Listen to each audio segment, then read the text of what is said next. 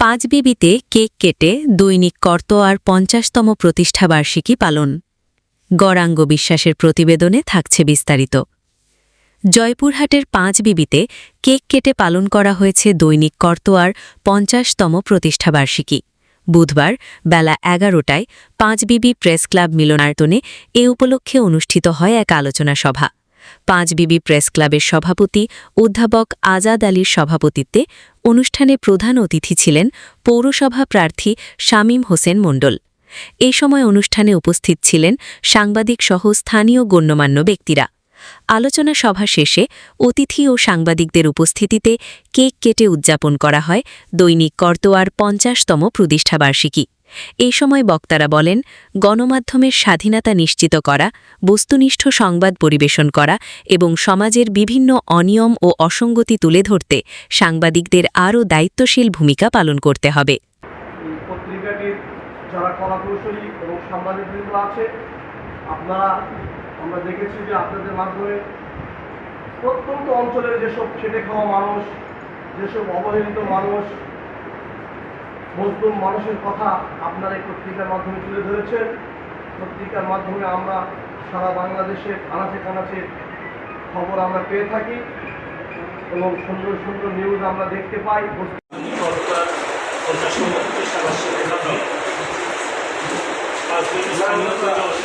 প্রতিনিধি আব্দুল আলম সাবু এবং অধিকারী আয়োজনে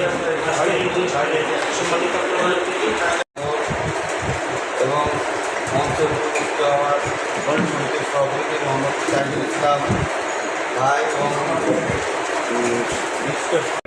অনাড়ম্বর পরিবেশে করছি।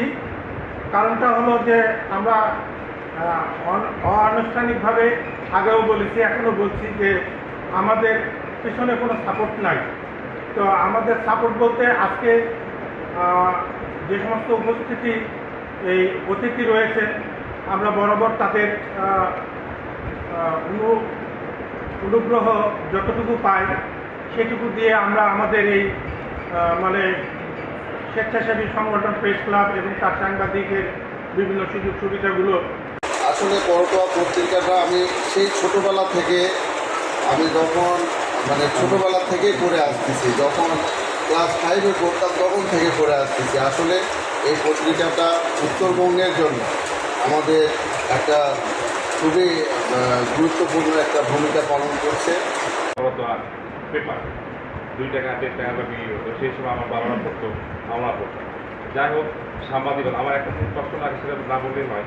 সেটা হলো আজকে এই প্রেস ক্লাবে আমরা সাংবাদিক কয়জন দেখছি?